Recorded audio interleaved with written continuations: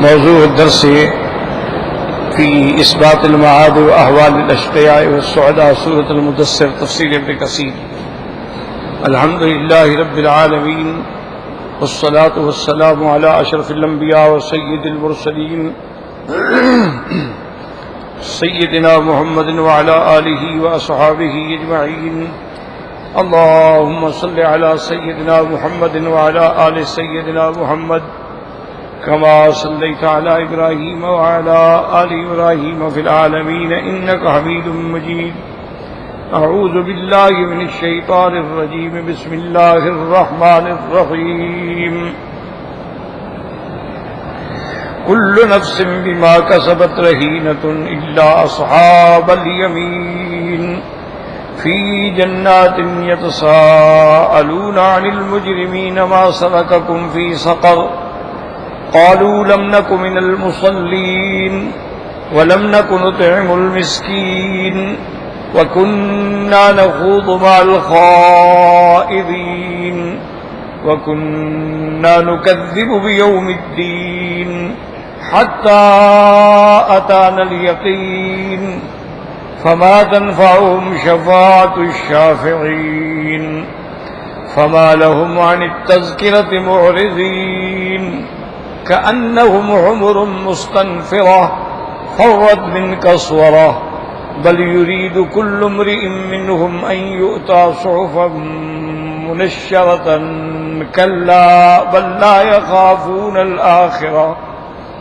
كلا إنه تذكرة فمن شاء ذكره وما يذكرون إلا أن يشاء الله هو أهل التقوى وأهل المغفرة. قال المؤلف والمفسر رحمه الله تعالى أدام النفع بعلومه وعلومكم في الدارين آمين إلى أن قال يقول تعالى مخبرا أن كل نفس بما كسبت رهينة رہینۃ ای معتقلۃ بعملها یوم القیامہ. اب مفسر رحمۃ اللہ علیہ ان آیات کی تفسیر بیان فرماتے ہیں کہ کل نفس بما کسبت رہینۃ. رہینۃ کا معنی یہ ہے کہ ہر انسان اپنے عمل میں بندھا ہوا ہوگا قیامت کے دن. قالہ ابن عباس وغیرہ رضوان اللہ علیہم اجمعین الا اصحاب الیمین. مگر وہ لوگ جن کو نامہ اعمال داہنے ہاتھ میں ملے گا وہ بندھے ہوئے نہیں ہوں گے. فإنہم فی جنات یتساءلون عن المجرمین. وہ جنت کے باغوں میں ہوں گے اور ایک دوسرے سے پوچھتے ہوں گے مجرمین کے بارے میں. یسألون المجرمین وهم فی الغرفات وَأُولَئِكَ فِي الدَّرَكَاتِ قَائِلِينَ لَهُمْ. یعنی وہ مجرمین کے بارے میں پوچھتے ہوں گے حالانکہ وہ جنت کے اونچے درجوں میں ہوں گے اور کافر اور مجرم جو ہیں وہ جہنم کے نچلے درجے میں ہوں گے. لیکن پھر بھی سوال جواب ہو سکتا ہے اور اللہ کے لیے یہ کوئی بات مشکل نہیں ہے. سب سے بڑا مسئلہ جو ہے نا جی وہ یہی سمجھیں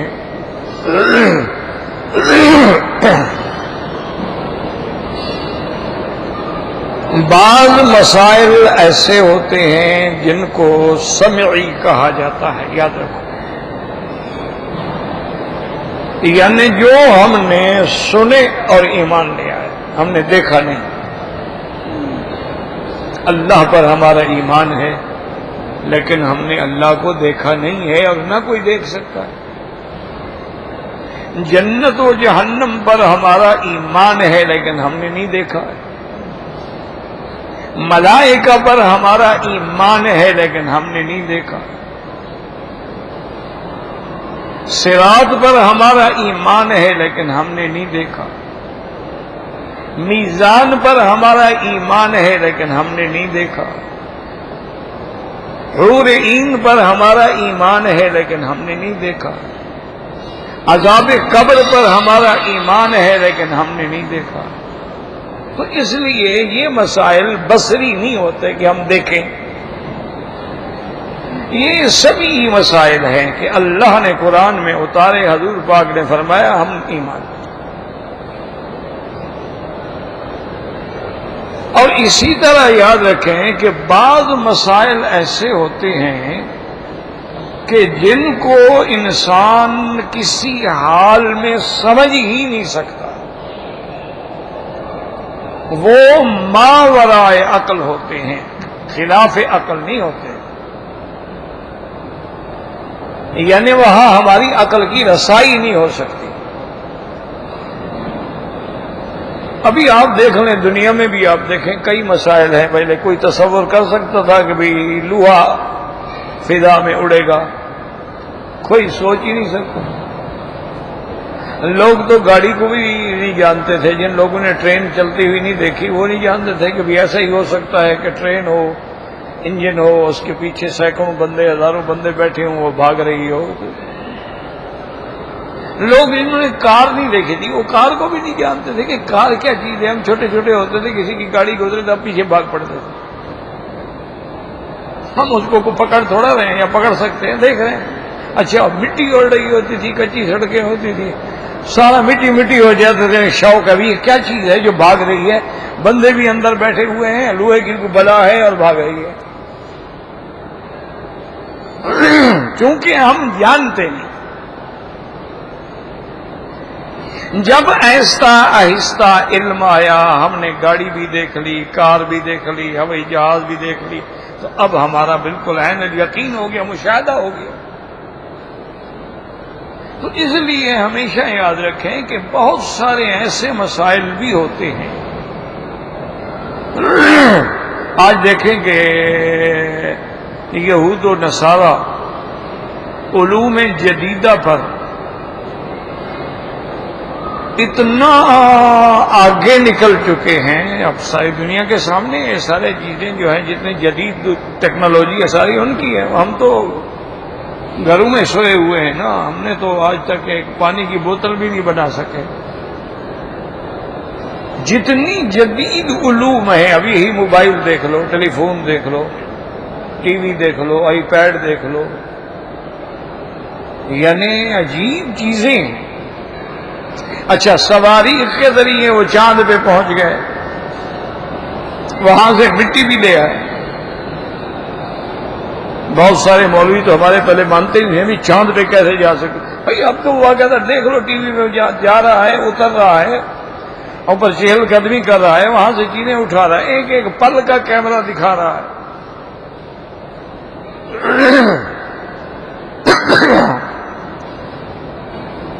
اب انہوں نے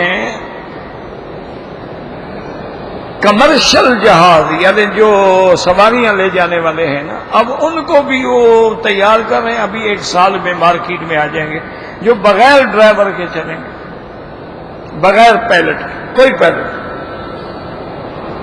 اب ایسا تو ہوتا ہے کہ آپ جہاز میں بیٹھے ہیں، جہاز نے اس کو کمپیوٹر پہ سیٹ کر دیا اور اس کے بعد اٹھ کے چلا آیا، جہاز چل رہا ہے۔ لیکن وہ مستقل ایسے ہوں گے کہ ان میں پائلٹ ہوگا ہی نہیں۔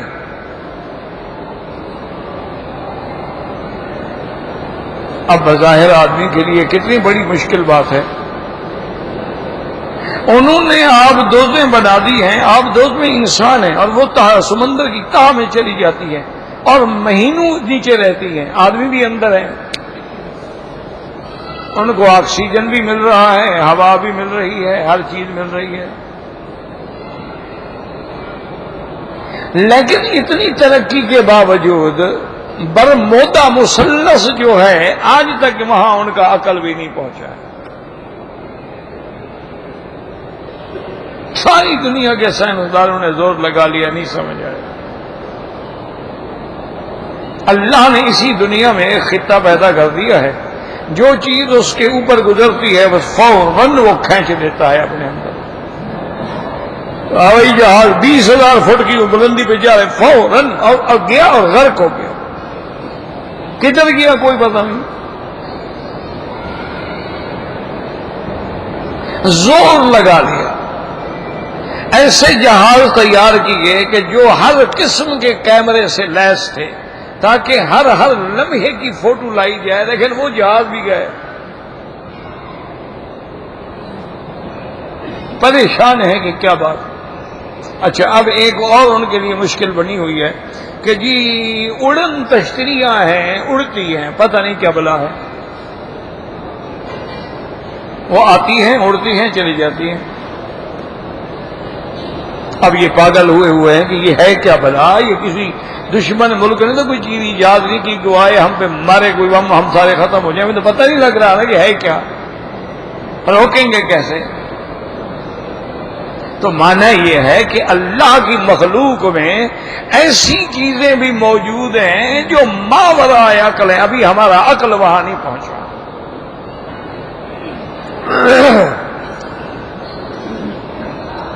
تو اسی لیے جتنا عالم مغیبات ہے، بس موٹی بات یاد رکھو، حضور نے فرمایا بس ہمارا ایمان۔ وجہ کیا ہے؟ حضور سچے، ہمارا نبی سچا، قرآن سچا، خدا سچا، فرشتے سچے۔ جب آپ نے فرما دیا کہ یہ بات ہے بس، چاہے ہمارا عقل وہاں پہنچے نہ پہنچے۔ بھئی عذاب قبر میں ہوتا ہے، کیسے ہوتا ہے؟ حضور نے فرمایا ہوتا ہے، بس ہمارا ایمان ہے ہوتا ہے، کیونکہ اللہ نے حضور کو عذاب ہوتا ہوا دکھلا دیا ہے، ہمیں تو نہیں دکھلایا۔ اچھا، بہت سارے اولیاء اللہ کو بھی کبھی کبھی کشف کے ذریعے اللہ دکھلا دیتے ہیں، ہمیں تو بہرحال نہیں دیکھا نا جی، لیکن ہمارا ایمان ہے کہ عذاب القبر حق، ہمارا ایمان ہے کہ قبر میں اللہ کے فرشتے آتے ہیں، منکر نکیر سوال جواب ہوگا۔ اب ہم عقل لڑائیں گی، فرشتے کیسے اندر چلے گئے قبر میں؟ اوپر تو بالکل ہم نے پلستر کر دیا تھا، وہ پلستر تو ٹوٹا نہیں، پھر اندر کیسے چلے گئے؟ چلو ہم تو غریب لوگ ہیں نا، ہماری قبریں تو کچی مٹی کی ہوتی ہیں نا سنت کے مطابق، جو بڑے لوگ ہیں ان کی قبریں تو ماشاءاللہ سنگ مرمر لگے ہوئے ہیں۔ وہ کہتے ہیں جی وہ فرشتہ اندر کیسے چلا گیا؟ اللہ نے اس کے لیے قرآن میں اشارہ کر دیا، اینما تکونوا یدرککم الموت ولو کنتم فی بروج مشیدہ۔ اللہ نے فرمایا چاہے تم کتنے مضبوط قلعے بنا لو، موت کا فرشتہ آئے گا اور روح تمہاری قبض کر لے گا۔ اگر موت سے بچنے کا کوئی حل ہو تو آپ کا کیا خیال ہے؟ یہ بڑے آدمی مرتے ہیں؟ یہ تو جناب لوہے کے گھر بنوا کے اندر بیٹھ جاتے ہیں کہ موت نہ آئے کسی طرح، لیکن موت آتی ہے۔ اسی طرح آپ دیکھیں کہ ماں کے پیٹ میں بچہ ہے اور وہ 3 اندھیریوں میں ہے، وہی اللہ کا فرشتہ پہنچ جاتا ہے، یصورکم فی الارحام کیف یشاء، اور اللہ کے حکم سے اس کی شکل بناتا ہے، اللہ کے حکم سے لکھتا ہے یہ بدبخت ہوگا، یہ نیک بخت ہوگا، اس کا رزق اتنا ہوگا، اس کی عمر اتنا ہوگی، اس کا موت کا مقام، سب کچھ ماں کے پیٹ میں ہو چکا۔ فرشتہ چلا گیا، اس کو پتہ بھی نہیں۔ اب ہم کہیں جی فرشتہ کیسے گیا، تو یہاں عقل تو کام نہیں کرے گی۔ سیدہ مریم علیہ السلام کھڑی ہیں، جبریل آتے ہیں اور فنفخنا، پھونک ماری، بس پھونک ماری، منہ کے اندر داخل ہوئی، رحم میں جا کے عیسیٰ علیہ السلام کا پتلا بن گیا۔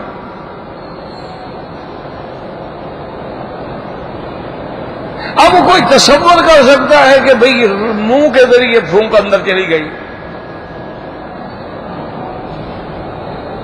اچھا، ابھی یہ بے انتہا کوشش میں لگے ہوئے ہیں کہ یہ سیارات جو اللہ کا نظام ہے، بھی یہ شمس ہے، قمر ہے، مشتری ہے، زحل ہے، عطارد ہے، تو ابھی تک تو ایسے ایسے سیارات ہیں جہاں ان کا وجود تو وجود عقل بھی نہیں پہنچا ہے۔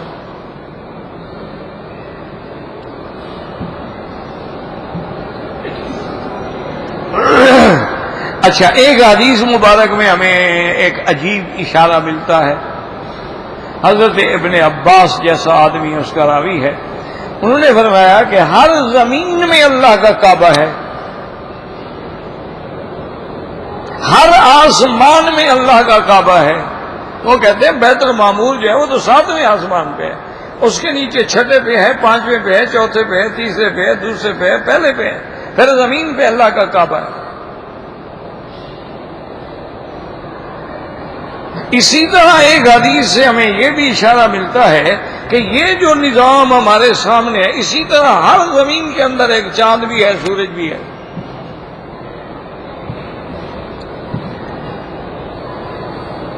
اسی طرح ہمیں اشارہ ملتا ہے کہ بھئی یہ چاند ہمیں نظر آ رہا ہے، یہ سورج نظر آ رہا ہے، ورنہ اسی کا احتشام میں اللہ عالم کتنی چاند ہیں.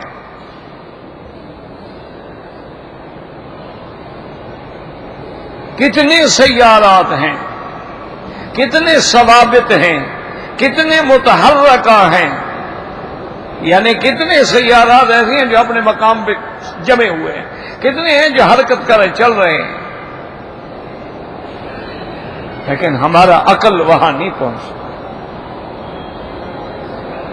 اللہ فرماتے ہیں تبارک الذی جعل فی السماء بروجا وجعل فیہا سراجا وقمرا منیرا. وہ برج کتنے بڑے ہوں گے.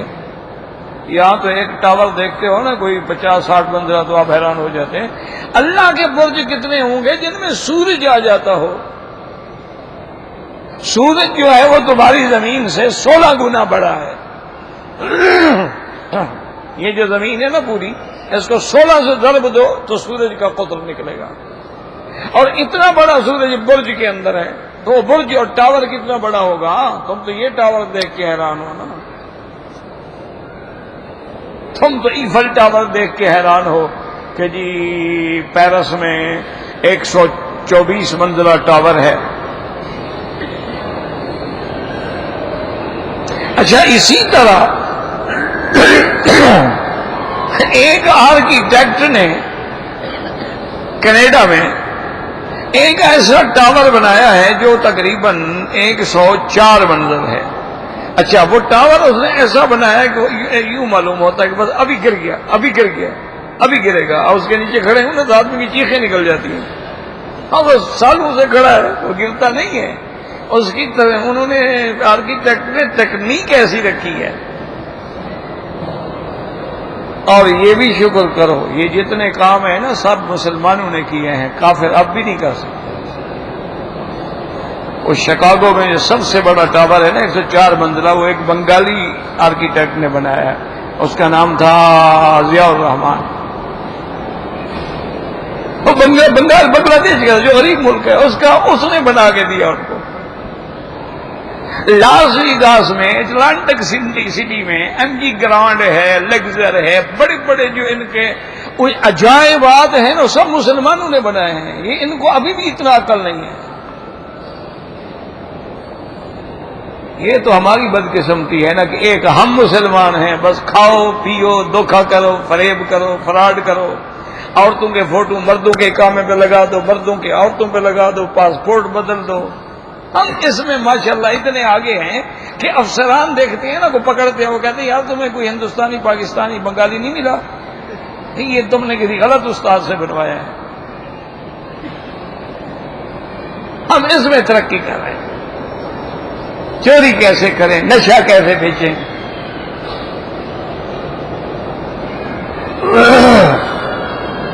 پیسے آ جائیں تو پھر کسی لڑکی کو اغوا کیسے کریں، قتل کیسے کریں، نہ آئیں تو ڈاکہ کیسے ماریں، موبائل کیسے چھینیں.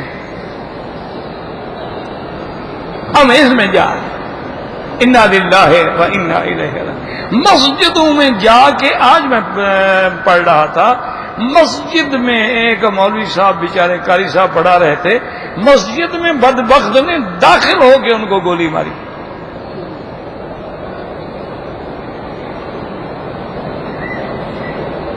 انا للہ و انا الیہ راجعون.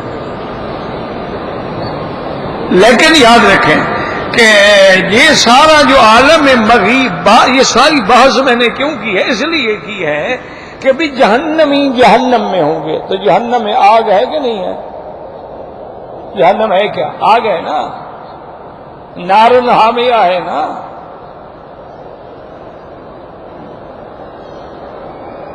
وَلَهُمْ عَذَابُ جَهَنَّمَ وَلَهُمْ عَذَابُ الْحَرِيقِ، لیکن ایک آدمی آگ میں ڈال دو تو وہ تو وہاں تباہ و برباد ہو جاتا ہے، جواب کیسے دے گا، بات کیسے کرے گا؟ یہاں کسی کو آگ میں ڈال کے دیکھ لو نا، اس کو تو اپنی پڑی ہوگی، صرف کپڑے کو آگ لگ جائے تو وہ بھول جائے گا۔ تو وہ کیسے یہ سارا کچھ کہہ رہے ہوں گے لم نک من المصلین ولم نک نطعم، وہ تو جہنم میں پڑے ہیں۔ ان سے کیسے پوچھا جا رہا ہے؟ وہ باتیں کیسے کر رہے ہیں؟ جل بھی رہے ہیں، باتیں بھی کر رہے ہیں۔ جلنے والا کیسے بات کرے گا؟ تو یہ عقل میں نہیں آتا۔ لیکن اللہ نے قرآن میں فرما دیا کہ جب جہنم میں جائیں گے، اللہ یموت فیہا ولا یحیا، لاکھ دفعہ ان کو جلایا جائے موت نہیں آئے گی، اللہ مرنے نہیں دیں گے۔ کیوں؟ موت تو ہے ہی نہیں۔ جب اتنی جلنے کے بعد ان کی زندگی باقی ہے تو پھر بولنے کی طاقت بھی باقی ہے، سوال جواب بھی باقی ہے، کیونکہ جو جنت میں چلے گئے ان کے لیے بھی کوئی موت نہیں، بس اب ہمیشہ کی زندگی ہے۔ اور جو مشرک کافر جہنم میں گئے ان کے لیے بھی اب کوئی موت نہیں، وہ تو کہیں گے کہ اللہ ہمیں موت دے دو تاکہ ہم اس عذاب سے بچ جائیں گے، لیکن وہاں موت تو ہے نہیں، موت کو تو موت آ گئی، موت کو تو اللہ نے حکم دیا ذبح کر دو، موت تو ذبح ہو گئی۔ تو اس لیے ہمیشہ یاد رکھو کہ یہ عالم مغیبات ہے، عذاب قبر حق ہے۔ کیسے ہوتا ہے؟ اللہ اعلم۔ کیسے فرشتے جاتے ہیں؟ اللہ اعلم۔ اس کا یہی آپ اندازہ کر لیں کہ آئی سی یو ہے، ہسپتالیں ہیں، اور بڑے لوگوں کے لیے تو باقاعدہ آکسیجن ٹینک لگا دیے جاتے ہیں، اور اتنی سیکورٹی ہوتی ہے کہ وہ مثال مشہور ہے نا کہ پرندہ پر نہیں مار سکتا، لیکن جب موت آئے ملک الموت پہنچ جاتا ہے کہ نہیں پہنچتا؟ اس لیے اللہ تبارک و تعالیٰ کے قرآن میں جو ایسی باتیں، ہاں یہ الگ بات ہے کہ آہستہ آہستہ آہستہ کچھ چیزوں کا انکشاف ہوتا جا رہا ہے۔ حضرت سلیمان کا تخت اڑتا تھا، اب پہلے کسی کو سمجھ آتی تھی کہ تخت کیسے اڑتا تھا؟ اور تخت بھی چھوٹا نہیں، اتنا بڑا کہ اس پر آپ کے ساتھ سینکڑوں انسان اور سینکڑوں جن بیٹھے رہتے تھے، اور اس کی رفتار بھی اللہ نے بتا دی، غدوہا شہر و رواحا شہر، صبح کو اڑتا دوپہر تک 1 مہینے کا سفر کر لے، شام کو اڑتا پھر رات تک 1 مہینے کا سفر کر دیتا۔ اس کی سپیڈ بھی آ گئی، سفر بھی آ گیا، مسافت بھی آ گئی، اور اس کو اڑانے کے لیے نہ کسی کیپٹن کی ضرورت تھی، نہ کسی ٹاور کی ضرورت تھی، نہ کسی کنٹرول ٹاور کی ضرورت تھی، نہ کسی ہو تو سلیمان نے حکم دیا اڑ گیا۔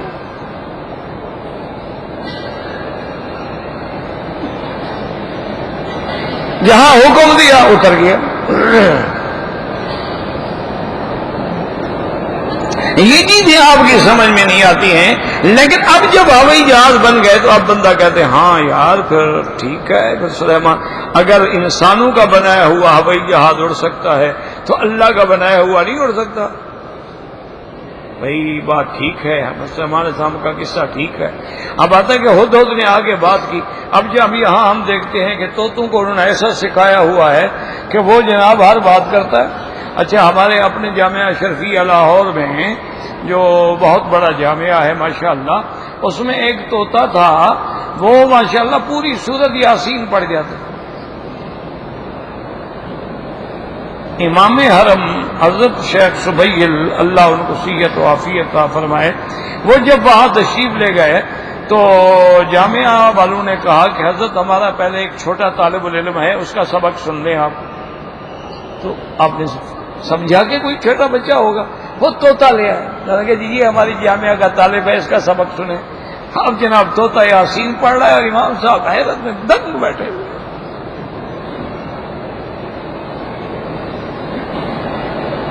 اچھا، انگریزوں کے پاس بھی ایسے طوطے ہیں، وہ اور قسم کے ہیں، ہمارے ملک والے اور ہوتے ہیں۔ ہمارے ملک کے طوطے اور ہیں، افریقی طوطے اور ہیں، یورپین طوطے اور ہیں، امریکن طوطے اور ہیں، آسٹریلین اور ہیں۔ اچھا، وہ باقاعدہ پوری بات کرتے ہیں۔ اچھا، چونکہ مالکان انگریزی ہیں، وہ طوطا انگریزی بولتا ہے۔ ہم چونکہ یہاں اردو اور پنجابی والے ہیں، تو ہمارا طوطا بھی میاں مٹھو اردو بولتا ہے۔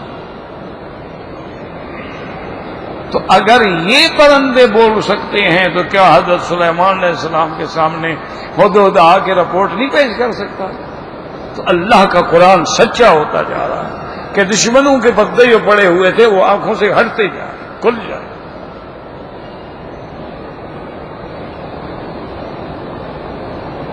کہ اتنی دور کی مسافت، اللہ فرماتے ہیں ہم قیامت میں تیری آنکھیں کھول دیں گے۔ فَكَشَفْنَا عَنْكَ غِطَاءَكَ فَبَصَرُكَ الْيَوْمَ حَدِيدٌ۔ اللہ فرمائے کہ اس دن سب پردے اڑ جائیں گے، تیری نظر تیز ہو جائے گی، تمہیں سب کچھ سامنے نظر آ رہا ہوگا۔ اس لیے ہمیشہ یاد رکھو، ایسی آیات جب پڑھو تو گھبرایا نہ کرو۔ کچھ چیزوں کا انکشاف اللہ نے دنیا میں کر دیا ہے، کچھ کا قیامت سے پہلے کر دے گے، اور اگر نہ بھی ہو تو ہمارا ایمان ہے۔ اس لیے ایمان ہے کہ قال رسول اللہ صلی اللہ علیہ وسلم، بس حضور نے فرما دیا، جب حضور پر ایمان تو حضور کی ہر بات پر ایمان صلی اللہ علیہ وسلم۔ اللہ ایک پانی میں شفا رکھ سکتے ہیں، زمزم ہے، اللہ مدینے کی مٹی میں شفا رکھ سکتے ہیں، اور اس مٹی میں بھی شفا ہے۔ تو اس لیے ہمیشہ جب یہ آیات پڑھیں تو گھبرایا نہ کریں گے جی کیسے سوال جواب ہوگا، وہ تو جہنم میں پڑھیں۔ ما سلککم فی سقر، اب فرماتی ہیں قالوا لم نک من المصلین ولم نک نطعم المسکین۔ کیا مانے؟ یعنی ما عبدنا ربنا، ہم نے اپنے رب کی بھی عبادت نہیں کی، ہم نے اپنے اللہ کا حق بھی ادا نہ کیا۔ ولا عصنا الى خلقه من جنسنا، اور نہ ہم نے اپنی جنس کے انسانوں پہ رحم کھایا کہ ہم غریبوں کو کھلا دیتے، کسی کو پانی پلا دیتے، کسی کو کپڑا دے دیتے، اپنا پہنا ہوا ہی دے دیتے۔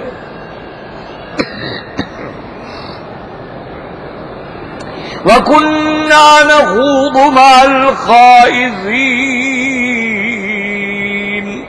أَيْ نَتَكَلَّمُ فِي مَا لَا نَعْلَمُ، اور ہم ایسے باتیں بنائے جاتے تھے جو علم بھی نہیں، بس لوگ کہہ رہے ہیں تو ہم بھی کہہ رہے ہیں۔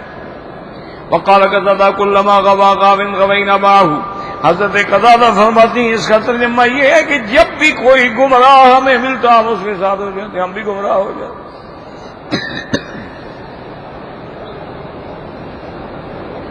وَكُنَّا نُكَذِّبُ بِيَوْمِ الدِّينِ حَتَّى أَتَانَا الْيَقِينُ، اور ہم تکذیب کرتے تھے قیامت کی، یوم الجزا کی، اور اسی پہ جمے رہے حتیٰ کہ موت آ گئی۔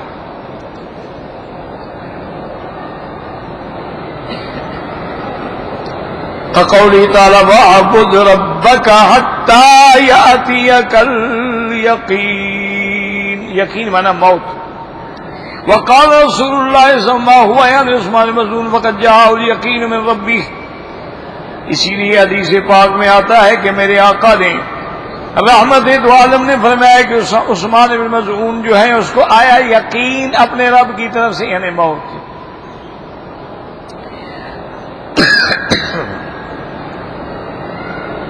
قال تعالی فما تنفعهم شفاعة الشافعین، اے من کان متصل میں سیاض شفاعت بن واتم یوم القیامة شفاعة الشافعین فی لأن الشفاعة انما تنجح اذا كان المحل قابلا اللہ پاک نے ارشاد فرما دیا کہ ان کو کسی شفاعت کرنے والے کی شفاعت بھی فائدہ نہیں پہنچائے گی۔ اب مفسر فرماتے ہیں کہ جن لوگوں کی یہ صفتیں ہیں، جو قیامت کے منکر ہیں، جو کافر ہیں، جو مشرک ہیں، ان کو قیامت والے دن کسی سفارشی کی شفاعت فائدہ نہیں دے گی، کیونکہ شفاعت تو فائدہ تب دے گی جب محل بھی قابل شفاعت ہو، وہ بندہ بھی تو پہلے قابل ہو نا، اس لائق ہو جس کی شفاعت کی جائے۔ مشرک کی تو شفاعت ہوئے گی نہیں۔ فَأَمَّا مَنْ وَافَ اللَّهَ كَافِرًا يَوْمَ الْقِيَامَةِ فَإِنَّ النَّارَ لَا مَحَالَةَ خَالِدًا فِيهَا۔ اب جو بندہ کفر پہ مر گیا، جس کی موت کفر پہ آئی، اس کا ٹھکانہ جہنم۔ ثم قال تعالی فما لهم عن التذکرة معرضین فما لهؤلاء الكفرة الذین قبلك اما تدعوهم الیہ وذکرهم به معرضین۔ اللہ پاک نے فرمایا میرا مدنی، یہ کافر الذین قبلک، جو آپ سے پہلے بھی تھے، اما تدعوهم الیہ، آپ جس طرف بلاتے ہیں توحید کی طرف، ایمان کی طرف، دین کی طرف، نجات کی طرف، لیکن اس نصیحت سے یہ منہ پھیرنے والے ہیں، بھاگتے ہیں۔ کأنہم حمر مستنفرۃ فرت من قسورہ، کأنہم فی نفارہم عن الحق، یہ حق سے نفرت کر کے ایسے بھاگتے ہیں۔ وإرادًا حمر من حمر الواش، جیسے ہمار وحشی بھاگتا ہے۔ اذا فضت ممن يريد الصيد من اسد، جب شیر شکار کرنے کے لیے اس کی طرف آتا ہے تو وہ بھاگتا ہے، یہ بھی حق سن کے بھاگ جاتے ہیں۔ قالوا ابو ہریرہ نازل روایت کا نوز ہے مسلم بن عبد الرحمن وهو روایت وقول الجمهور وقال ابن عباس بن سلمة عن علي بن زيد بن يوسف بن مالك بن عباس بن نصر بالعربية ويقال بالحبشية قسورة وبالفارسية الشیر وبالنبتية اوبا، تو اورام بھی اس کو کہا جاتا ہے اور اسد بھی کہا جاتا ہے اور قسورہ بھی کہا جاتا ہے، اور فارسی لغت میں اسی کا نام شیر بھی ہے، نبتی اس کو اوبا کہتے ہیں۔ یہ تو شیر کے بہرحال نام ہے۔ معنی یہ ہے کہ جب شیر کو دیکھ کے ہمارے وحشی بھاگتے ہیں، یہ حق کی بات سن کے ایسے بھاگتے ہیں، اعراض کرتے ہیں۔ اب اس کے بعد مفسر رحمۃ اللہ فرماتے ہیں بل یرید کل امرئ منہم ان یؤتی صحفا منشرہ، بل یرید کل واحد من هؤلاء المشرکین علیہ کتاب محمد نبی نبی وسلم۔ اب جناب یہ کافر، یہ مشرک یہ چاہتے ہیں کہ جیسے اللہ کے نبی پہ وحی آتی ہے، ایسے ہمارے لیے بھی اللہ کی طرف سے کوئی خط آنا چاہیے، کتاب آنی چاہیے، اس میں ہمارا نام لکھا ہوا ہو، پھر ہم ایمان لائیں گے۔ وَإِذَا جَاءَتْهُمْ آيَةٌ قَالُوا لَن نُّؤْمِنَ حَتَّى نُؤْتَىٰ مِثْلَ مَا أُوتِيَ رُسُلُ اللَّهِ۔ اللہ نے فرمایا جب ان کے پاس کوئی اللہ کا حکم آتا ہے، یہ کہتے ہیں ہم تو ایمان نہیں لے آئیں گے جب تک ہمارے اوپر بھی وحی ہو، ہمارے اوپر بھی کتاب آئے۔ اللہ فرماتے ہیں بدبخت اللہ اعلم حیث یجعل رسالتہ، اللہ جانتے ہیں کون رسالت کا مستحق ہے، کون نبوت کا مستحق ہے۔ تم سب پر وحی آنی شروع ہو جائے، کیا کہتے ہیں؟ وَيُرِيدُونَ يُؤْتُوا بَرَاءَةً بِغَيْرِ عَمَلٍ، حضرت قتادہ فرماتی ہیں وہ یہ کہتے تھے کہ ہمیں پروانہ مل جائے کہ بغیر عمل کے ہم آپ کو جنت میں داخل کریں گے تو پھر شاید ہم ایمان لے آئیں۔ وَقَوْلُهُ تَعَالَىٰ كَلَّا بَل لَّا يَخَافُونَ الْآخِرَةَ اے بما افسدهم عدم ایمان بهذه الرقیہ، اللہ نے فرمایا میرے محبوب اصل بات یہ ہے کہ ان کا قیامت پہ ایمان ہی نہیں ہے، اگر قیامت پہ ایمان ہوتا تو یہ ایسی باتیں نہ کرتے، یہ قرآن سے اعراض نہ کرتے، بلکہ ان کے فاسد ہونے کا، ان کے بگڑ جانے کا سبب یہ ہے کہ ان کا آخرت پر ایمان نہیں۔ جب بندے کا آخرت پر ایمان ہوگا تو وہ کبھی نافرمانی نہیں کر سکتا۔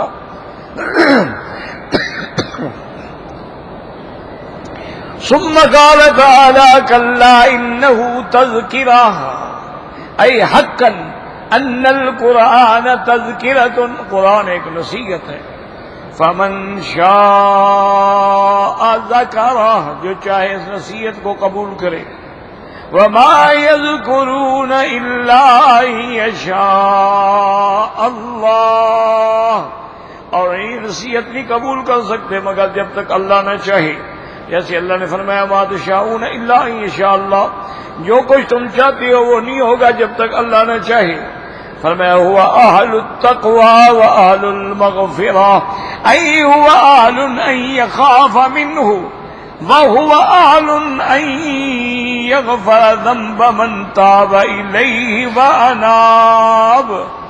اور یہ اللہ کی شان ہے کہ اسی کی عظمت کا، اسی کی ملکوت السماوات والارض کبریائی کا، اسی کی ہیبت کا دل میں اتنا اثر ہونا چاہیے کہ بندہ اللہ سے ڈرے اور گناہ نہ کرے. اور وہ اسی ذات اس کی قابل ہے کہ جب بندہ توبہ کرتا ہے، رجوع کرتا ہے، تو اللہ اس کے گناہ بخشنے والا بھی وہی ہے. یعنی ڈر بھی اسی سے ہو اور بخشنے کی امید بھی اسی پہ ہو. اسی کو کہتے ہیں الایمان بین الخوف والرجاء. ایمان جو ہے خوف و رجاء کے درمیان میں، ڈر بھی ہو امید بھی. صرف ڈر ہو اور امید نہ ہو پھر بھی مسلمان نہیں ہوتا، اور صرف امید ہو اور اللہ کا ڈر نہ ہو پھر بھی بندہ مسلمان. ایمان اسی کا نام ہے کہ اللہ کی رحمت پہ 100% یقین ہے، لیکن اللہ تعالی کے عذاب سے بھی ڈر. اس کی ایک مثال سمجھ لیں تاکہ بات آپ کو سمجھ آ جائے. اللہ کرے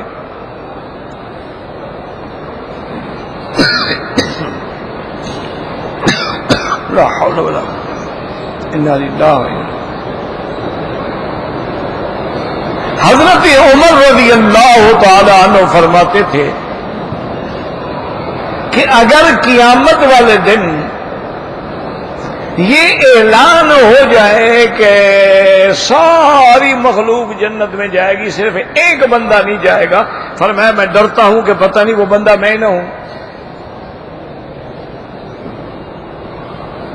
اور فرمایا کہ اگر اعلان ہو جائے کہ ساری دنیا جہنم میں جائے گی، ایک بندہ جنت میں جائے گا، میں امید کرتا ہوں کہ شاید میں وہ بندہ ہوں. یعنی خوف اتنا پکا اور ایمان بھی اتنا پکا، یقین بھی اتنا پکا ہے اللہ کی رحمت پر، اور اللہ کا خوف بھی دل میں اتنا جاگزی ہے کہ رات ہے، دن ہے، اندھیرا ہے، پردہ ہے، پھر بھی گناہ نہیں کرتا. قال معاذ اللہ انہ ربی احسن مثوائی انہ لا یفلح الظالمون.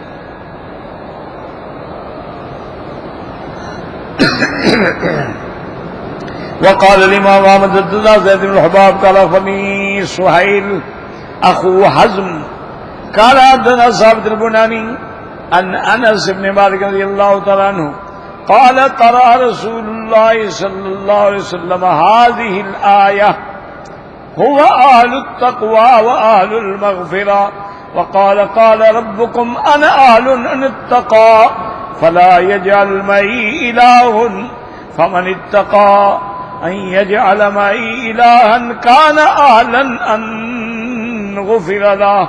اس حدیث میں ہے کہ حضور پاک نے فرمایا، یاد رکھو جب حضور فرمائے نا کہ اللہ نے فرمایا ہے تو اس کو کہا جاتا ہے حدیث قدسی، حدیث الہی. یعنی فرمان تو اللہ کا ہے لیکن بیان حضور فرما رہے ہیں. اللہ نے فرمایا کہ میرا مدنی میں اس بات کا اہل ہوں کہ جو ڈر جائے اور میرے ساتھ کسی کو شریک نہ کرے تو پھر میں اس کا اہل ہوں کہ اس کو معاف کر. یعنی شرک نہ کرے، باقی گناہ معاف ہو سکتے ہیں. ان اللہ لا یغفر ان یشرک بہ ویغفر ما دون ذلک لمن یشاء. شرک نہیں بخشا جائے گا اگر موت شرک پہ آ جائے، لیکن باقی گناہ ہے اللہ چاہے تو معاف کر دیں، اللہ چاہے تو عذاب دے.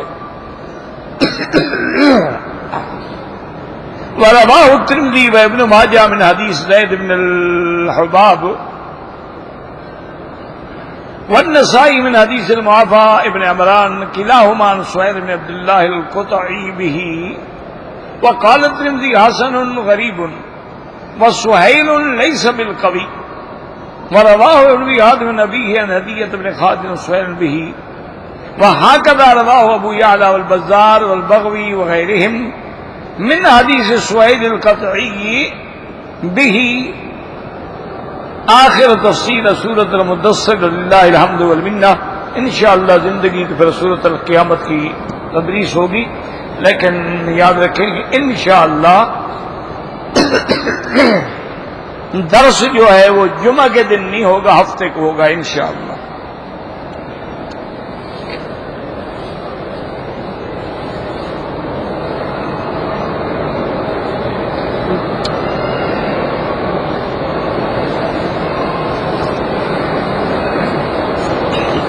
کہتے ہیں جی کہ ایک آدمی نے عمرہ کیا، عمرے کے طواف کے دوران میں اس کو شک پڑ گیا ہے کہ شاید میں نے ایک چکر کم کیا، یعنی 7 کے بجائے میں نے 6 چکر لگا، لیکن صفا مروہ بھی دوڑ لی، بال بھی کٹوا لیے، عمرے سے بھی فارغ ہو گیا. اب اس کو شک ہے تو کیا کرے؟ کوئی حرج نہیں، کوئی دم نہیں، کیونکہ جب اکثر چکر ہو جائیں تو گویا یہ سمجھا جائے گا کہ طواف ہو گیا، یعنی 4 سے زیادہ ہو جائے. اب ازالہ یہ ہے کہ اگر تم مکے میں موجود ہو تو ایک دفعہ پھر پورا طواف کر کہ یا اللہ اس طواف میں اگر مجھ سے کوئی غلطی ہوئی ہے اس کے بدلے میں طواف کر. چلا گیا تو کوئی بات نہیں، انشاءاللہ عمرہ ٹھیک ہے اس کو.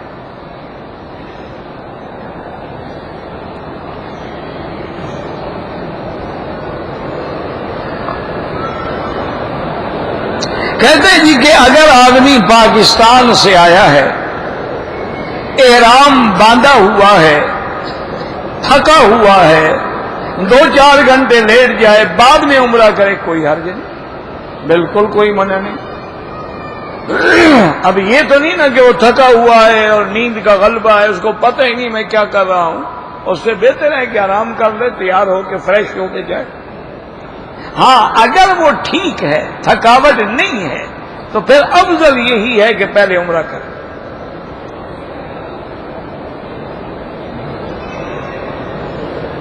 کہتے ہیں جی کہ رفع یدین کے بارے میں، یار خدا کا بندے 1400 سال گزر گئے، ابھی تک یہ مسئلہ ختم نہیں ہوا. کون سا یہ کفر اسلام کی جنگ ہے؟ انا للہ و انا الیہ راجعون.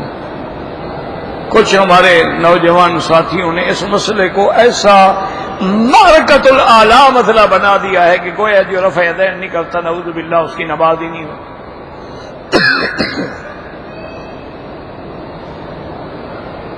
یہ بالکل غلط بات. جو لوگ رفع یدین کر کے نماز پڑھتے ہیں ان پر کبھی اعتراض نہ کرو، ہم نہیں اعتراض کرتے، نہ ہم ان کو برا سمجھتے ہیں. لیکن جو لوگ رفع یدین نہیں کرتے ہیں تم بھی ان کو خدا کے لیے معاف کرو، ان کے پاس بھی تو قرآن ہے اور احادیث ہیں.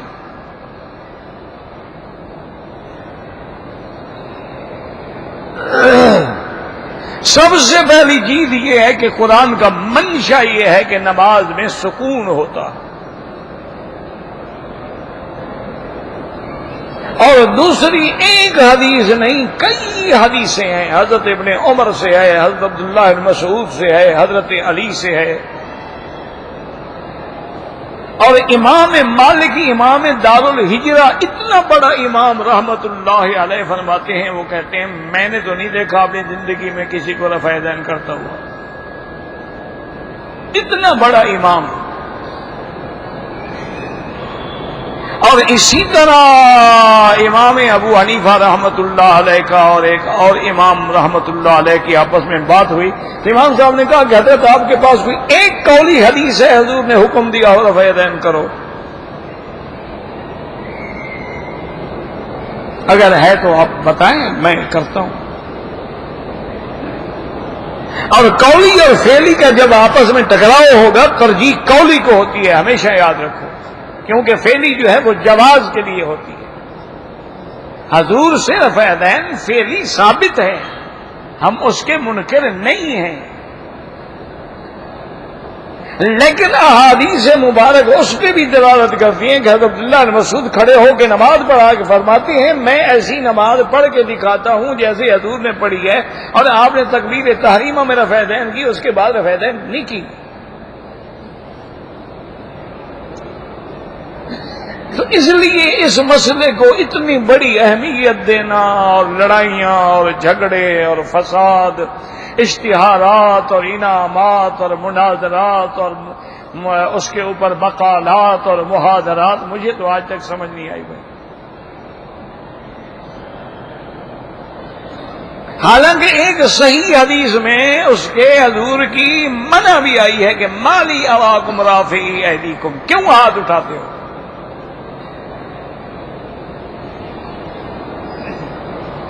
تو جب اتنی باتیں ہوں، اتنے دلائل ہوں، تو اچھا پھر نہ تو وہ فرض ہے نہ واجب ہے، جو کرتے ہیں ان کے نزدیک بھی فرض نہیں ہے، ان کے نزدیک بھی واجب نہیں ہے۔ اچھا پھر کچھ رکعتوں میں کرتے ہیں، کچھ میں نہیں کرتے۔ تو اس لیے لڑائی جھگڑا نہ کریں۔ جو رفع یدین کرتے ہیں الحمدللہ ان کی نمازیں بھی درست ہیں، اللہ ان کو مبارک فرمائے، اور جو نہیں کرتے ہیں الحمدللہ ان کے پاس بھی احادیث ہیں، ایک نہیں کئی احادیث ہیں۔ پھر ان کے ساتھ خلفائے راشدین کا عمل ہے۔ پھر سب سے بڑے راوی عبداللہ ابن عمر ہیں، اور وہ خود نہیں کرتے تھے۔ جب راوی اپنی اس روایت پہ عمل نہ کرے، مانا وہ عمل ختم ہو گیا، یعنی پہلے تھا بعد میں نہیں ہے۔ تو اس لیے اس میں خدا کے لیے حضور کی امت کو معاف کر دو۔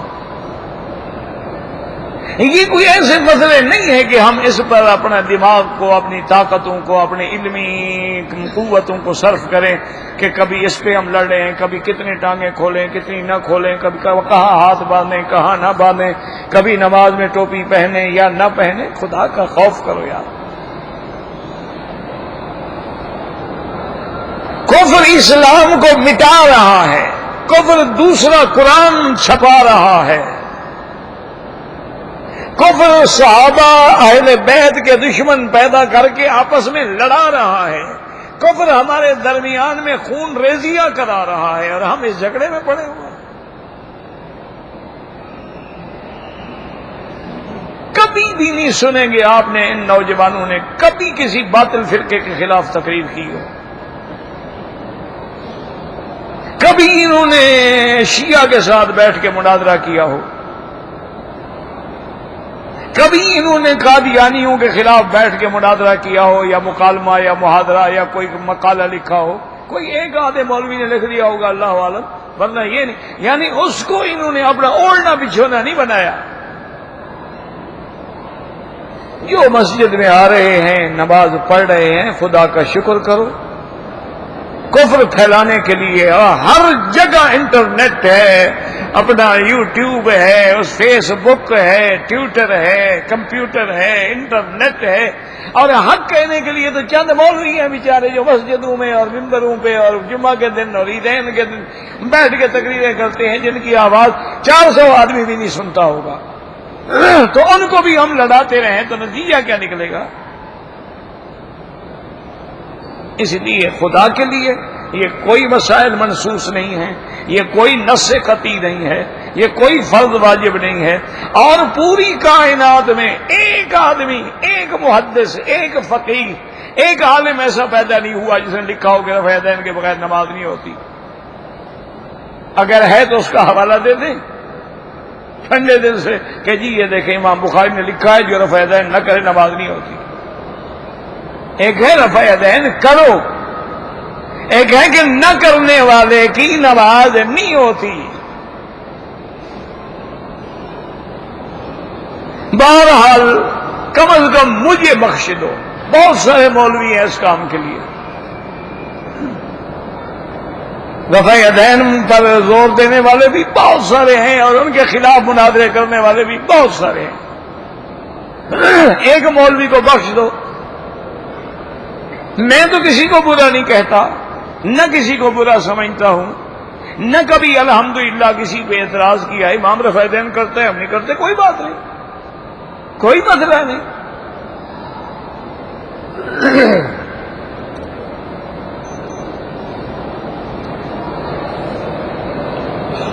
دیکھو نا، نماز ہمیں کس نے سکھائی ہے؟ حضور پاک نے. نماز کس نے سکھائی ہے؟ صلی اللہ علیہ وسلم. آپ نے صحابی کو سکھایا نا کہ اذا کبر فکبروا، جب امام تکبیر کہے تو تم بھی کہو اللہ اکبر. اور فرمایا اذا رکع فرکعوا، جب وہ رکوع کرے تم بھی رکوع کرو. آپ نے فرمایا جب وہ سجدہ کرے تم بھی سجدہ کرو، اور جب وہ پڑھے تم چپ رہو. وہاں سکھایا آپ نے کہ جب وہ رفع یدین کرے تو تم بھی رفع یدین کرو. اگر ہے حدیث میں میرے آنکھوں پر، میں تو انکار نہیں کروں گا انشاءاللہ. جب حدیث مل جائے انکار کیسا، پھر ضد کیسی. لیکن یہ نہیں کہ اپنے مطلب کی تو پڑھو اور جو تمہارے مطلب کی نہ ہو اس کے قریب بھی نہ جاؤ. یوں نہ کرو. لوگوں نے تو امام بخاری پر بھی اعتراضات کیے ہیں. ابو حاتم ان کے استاد ہیں، انہوں نے اخطاء بخاری لکھی ہے. اللہ تبارک و تعالیٰ معاف کرے. اور دشمن اس پہ لگا ہوا ہے کہ اتنے غلیظ اعتراض کیے گئے ہیں امام بخاری پہ کہ ہمیں تو پڑھ کے رونا آ جاتا کہ اتنا بڑا محدث، اتنا بڑا امام، اللہ اس کی قبر پہ کروڑوں رحمتیں فرمائے. بس مہربانی کر کے کم سے کم ایسے جو مسائل ہیں نا جھگڑے والے، اس سے مجھے دور رکھا کرو. جوتے آگے رکھ کے نماز پڑھنا چاہیے، کوئی حرج نہیں جناب، لیکن بہتر ہے کہ نہ رکھو. حضور نے جہاں رکھنے کا حکم دیا یہ نہیں کہا آگے رکھو، فرمایا یا دائیں رکھو یا بائیں رکھو یا دو ٹانگوں کے درمیان رکھو. اس کا معنی ہے کہ آگے نہ رکھو، تاکہ کوئی لوگ یہ نہ سمجھیں کہ یہ جوتے کو سجدہ کر رہا ہے.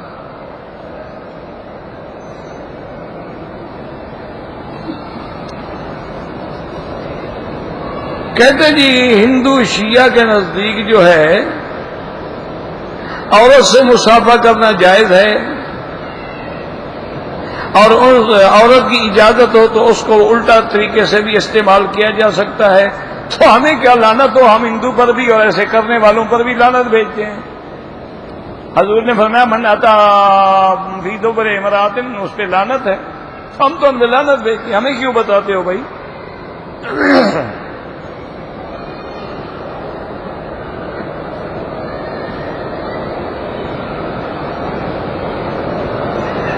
ہاں بالکل، ایک جگہ ہے حدیث میں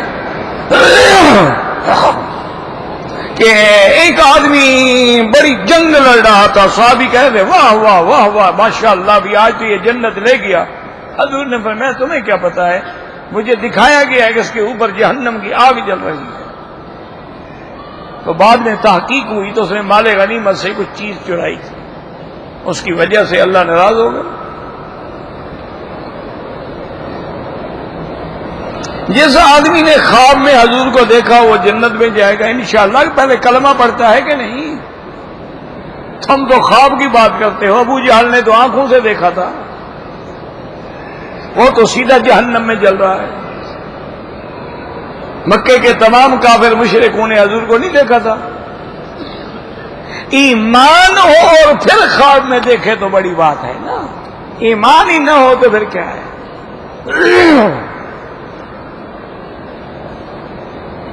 3 مہینے سے گھر بیٹھا ہوں، وظیفہ کام نہیں ملتا، استغفار پڑھو.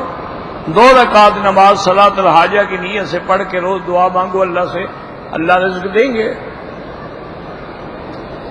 اگر کسی کی ہوا خارج ہو جائے اس کو وضو کرنا ہوگا، استنجا نہیں. استنجا تب ہوتا ہے جب کوئی چیز بھی ساتھ خارج ہو.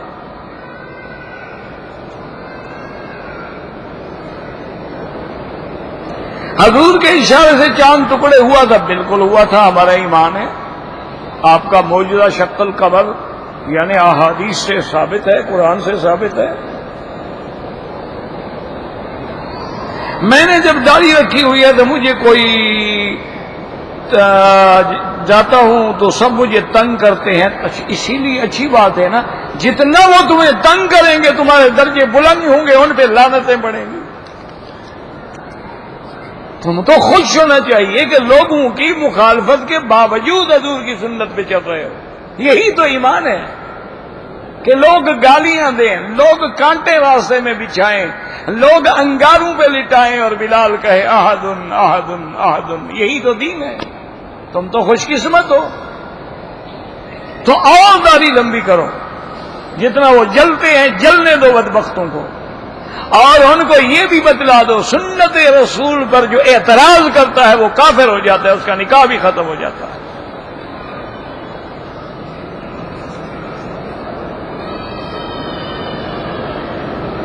اگر دم پڑ جائے، جب اللہ توفیق دے ادا کرو اللہ کے بندے، جب اللہ توفیق دے.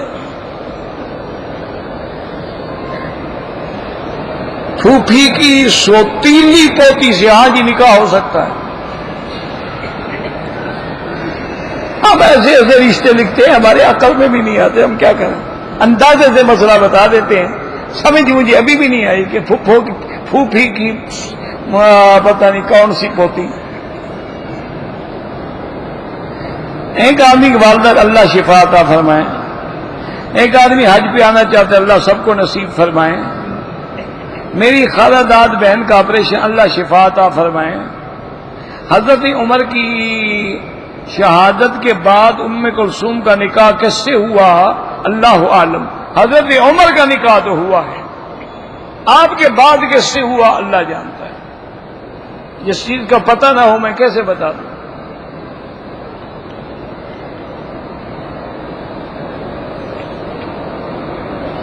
میں انڈیا سے پتہ نہیں فری ویزا پر کام کے لیے آیا، حج کی نیت سے. سعودی عرب آیا، جدے میں 4 دن ٹھہرا رہا. پھر میں نے جدے سے احرام بند کے حج کے لیے روانہ ہوا. ٹھیک ہے، کوئی بات نہیں، ٹھیک ہو گیا. میرے والد بیمار ہیں، اللہ ہر بیمار کو شفا عطا فرما. اللہم اشفنا واشف مرضانا ومرضى المسلمین. اللہم مذہب الباس رب الناس اشف انت الشافی لا شفاء الا شفاؤک شفاؤک لا یغادر سقما. اللہم اشفنا واشف مرضانا وارحم موتانا واستجب دعاءنا ولا تخيب رجاءنا برحمتك یا ارحم الراحمین یا ارحم الراحمین. اللهم إنا نعوذ بك عن البرص والجذام وعن سيء الأسقام. اللهم اجعل لنا وللمسلمين من كل هم فرجا ومن كل ضيق مخرجا ومن كل بلاء عافيا. اللهم يسر أمورنا وأمور أولادنا وأخواننا وأصحابنا وأمور من أوصانا واستوصانا وأمور المسلمين برحمتك يا أرحم الراحمين. ربنا آتنا في الدنيا حسنة وفي الآخرة حسنة فقنا عذاب النار. صلى الله تعالى على خير خلقه سيدنا محمد وعلى آله وصحبه أجمعين. اللهم صل على سيدنا محمد وعلى آل سيدنا محمد وبارك. وہ ٹھیک ہے وہ پجامہ، لیکن نیچے جو ہے نا وہ یہاں تک آ جاتا ہے. یہ ہے 20، اس کے بعد کیا نمبر ہوتا ہے؟ 18 ہوتا ہے، وہ چھوٹا ہوگا. نہیں 18، 20 سے اوپر کوئی نہیں ہوتا، وہ بڑا ہوگا. یار 20 کے بعد ہے کیا نمبر؟ 20 کے بعد 21 ہے، 22 ہے. 22 دے دے بس، ٹھیک ہے. میڈیم ہو اور 22 ہو تو ٹھیک ہے، پھر پورا ہوگا.